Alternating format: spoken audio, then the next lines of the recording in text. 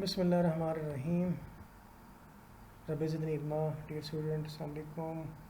अगला टॉपिक है cumulative frequency. अब कम्युलेटिव फ्रीक्वेंसी क्या होती है? Cumulative frequency is made by adding in each category the sum and frequency of the classes listed before it.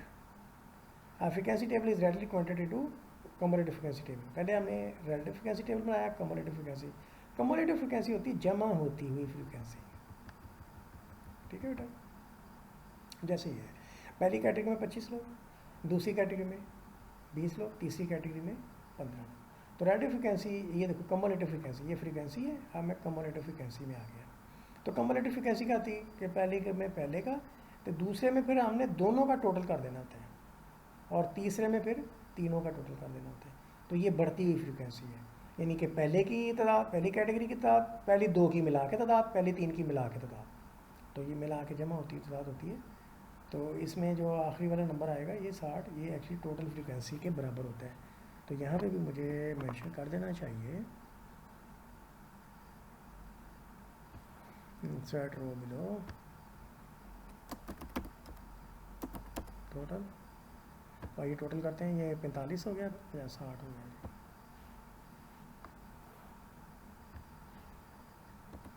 ये नहीं,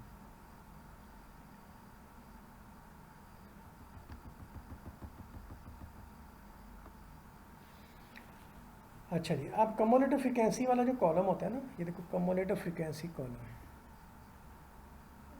कम्युलेटिव फ्रीक्वेंसी का जो कॉलम होता है उसकी आखिरी वैल्यू देखो, पहली 25 है, दूसरी 45 है, तीसरी 60 है। वो आखिरी वो जो होती है वो समेशन एफ के बराबर होती है। देखो ये समेशन एफ है आपका, ये फ्रीक्वेंसी है जिसको हम एफ से डिनोट करते हैं, और इसको हम आमतौर पर समेशन एफ से डिनोट करते हैं। तो समेशन एफ अभी लेता हूँ, मैं इसी को उठा लेता हूँ।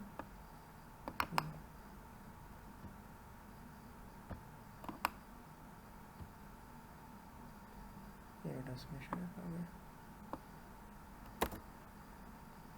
और इसको इन लाइन कर देता हूँ, छोटा हो जाएगा।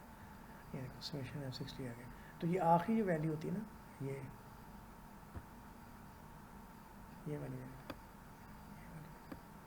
ये समेशन एफ के बराबर होती है, यानी फ्रीक्वेंसी की टोटल। यहाँ भी फ्रीक्वेंसी जमा ही हो रही होती है ना एक तरीके से, तो यहाँ भी जमा ही होकर आखिरी वैल्यू लिखी होती है। तो ये बेटा इसकी पहचान है।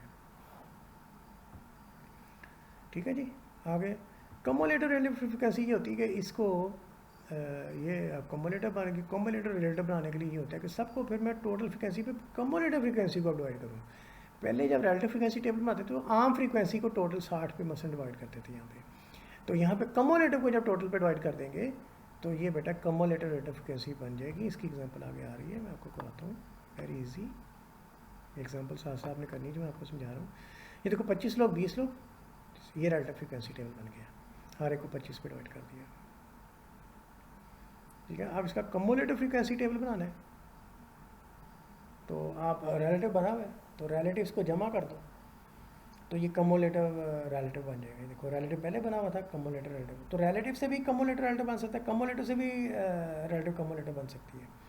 ये देखो 42 थी, 42 पहले वैसे लिखी, अगली इन दोनों को जमा करके लिखा आपने, तो ये 75 बन गया, इसको 70 50 100% आ गया इसमें। तो पहली कैटेगरी में 42% लोग, पहली दो में मिला के 75% लोग, आप सारी तीनों को मिला के 100% लोग पूरे हो जाते हैं। आगे आ जाए, ये बेटा कम्युलेटिव फ्रीक्वेंसी है। कम्युलेटिव फ्रीक्वेंसी से भी रिलेटिव कम्युलेटिव फ्रीक्वेंसी जो है ना वो बेटा बन जाती है। क्या करना है कि इसको टोटल पे, जैसे मैंने पहले कहा 60 पे डिवाइड कर दें, तो मैंने 25 को 60 पे डिवाइड किया, 45 को 60 पे डिवाइड किया, 60 को 60 पे डिवाइड किया, एक आया। तो मैंने आपको बताया था इशारिया बनाने के लिए 2 दर्जे राइट जाना पड़ता है, तो 2 दर्जे जब राइट जाएंगे तो 2 सिफर लगाने पड़ेंगे। ये देखो यहाँ पे 2 दर्जे राइट के 75 बन गया, 2 दर्जे राइट पे 42 बन गया, यहाँ 2 दर्जे राइट गया, तो ये जो 1 है ना एक तरह से, ये बेटा 1.00 है ना एक तरह से, तो 2 दर्जे राइट गया 100 बन गया, तो ये परसेंटेज आ गई। ये है बेटा relative cumulative frequency, relative cumulative frequency और कम्युलेटिव रिलेटिव। ये देखो रिलेटिव कम्युलेटिव और एक होती कम्युलेटिव रिलेटिव, इनमें कोई फ़र्क नहीं है। ये देख लो ज़रा, ऊपर भी बना हुआ है, ऊपर कम्युलेटिव रिलेटिव बना हुआ है, ये देखो ये कम्युलेटिव रिलेटिव, ठीक है, और नीचे बना है रिलेटिव कम्युलेटिव। वही आंसर है दोनों के, 42 75। ठीक है बेटा, तो ये मैंने आपको 4 तरह के जो टेबल थे बेटा ये कंप्लीट करवा दिए, और मेरा ख्याल है आज के लिए इतना आपके लिए काफ़ी है ये, ठीक है। अब हम ग्राफिकल प्रेजेंटेशन की तरफ बेटा जाएंगे। तो ये सारी एग्जांपल्स आपने समझ के कर लेनी है। आपको अगर कोई प्रॉब्लम मेरे बच्चे होगा तो आपने इंतहाई कॉन्फिडेंस से बिला झिझक पूछ लेना है। तो फ्रीक्वेंसी टेबल से ही मतलब हमारा जो बार चार्ट है ना बेटा, पहला जो हमारा ग्राफ है सबसे सिंपल बार चार्ट है। तो आपके पास फ्रीक्वेंसी टेबल आ गई, ये बहुत सिंपल है, मैं इस पर बात कर ही देता हूँ। सिंपल बार चार्ट ये होता है कि आप फ्रीक्वेंसी टेबल इसके पीछे होता है, तो आप ये जो तादाद होती है उतनी उतने लंबे ना, मतलब उसके ऊपर बार खड़े कर देते हो। मेल के ऊपर 15 लेंथ का बार हो जाएगा, फीमेल के 25 लेंथ का बार हो जाएगा। ये लो मेरा बेटा, ये देखो आपने मेल लिखना है फीमेल लिखना है, तो ये देखो 15 के बराबर इसको उठाया है, इसको 25 के बराबर उठाया, जितनी जितनी तादाद है। तो अगर आप बार बना के तादाद शो कर देते हैं ना, तो इसको सिंपल बार चार्ट कह देते हैं। तो है क्या था, है था आपका फ्रीक्वेंसी टेबल ही, उसको आपने बार बना के अब तादाद को शो कर दिया। ठीक है बेटा, एक होता है मल्टीपल बार चार्ट।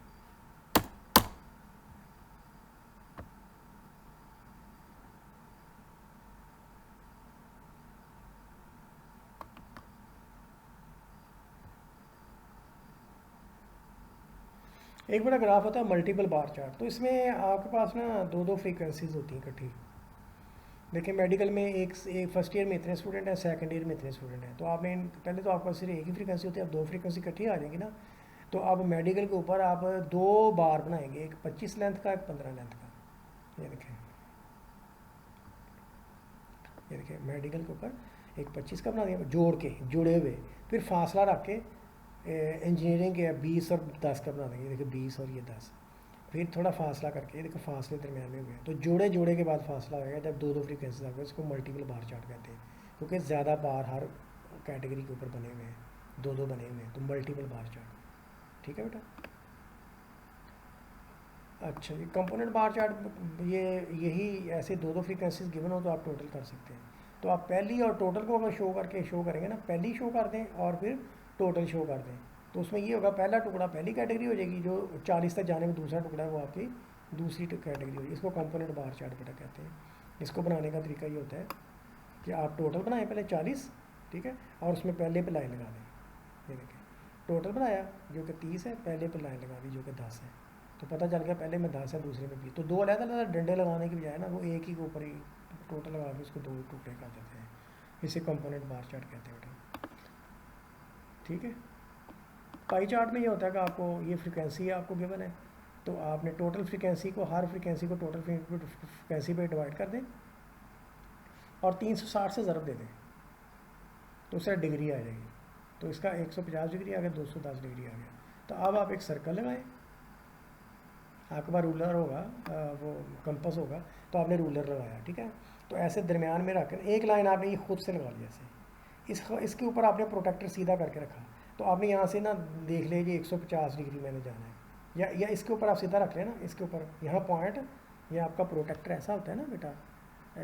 ये देखिए ये प्रोटेक्टर यहाँ पे उसका सेंटर वाला आ जाएगा, ऐसे सीधा, ये ऐसे सीधा, ये ऐसे प्रोटेक्टर होता है ना जिसके ऊपर एंगल लिखे होते हैं। तो ये देखिए यहाँ पे आप सज्जे पासे से गिनना शुरू करोगे तो ये देखो 45, 90, और 90 के बाद ये आपने यहाँ तक इसको कर लिया 150 डिग्री है पूरा हो गया, ठीक है ना। और बाकी फिर ऑब्वियसली ये पूरा 360 डिग्री सेंटर होता है ना इसका टोटल सर्कल का। तो ये 150 डिग्री ये है, तो दूसरा ऑटोमेटिकली बेटा वो 150 है, तो दूसरा 210 डिग्री बच जाएगा, ठीक है। तो ये आपका बेटा ये चैप्टर ग्राफिकल भी बेटा ख़त्म ही हो गया। ये आसान ही थे सारे ग्राफ, ये आपने खुद अपने हाथों से बेटा बनाने।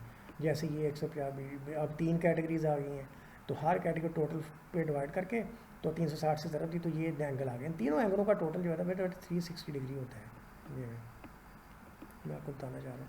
तो देखो आपने यहाँ लाइन लगाई, यहाँ 150 डिग्री नोट किया, फिर आपने यहाँ प्रोटेक्टर रखे, यहाँ अब आपने यहाँ जब प्रोटेक्टर रखना है ना, तो ऐसे रखना है बेटा, ऐसे, ये ऐसे रखना है, ऐसे सीधा करके। तो ये इस तरह से प्रोटेक्टर आएगा आपका ये।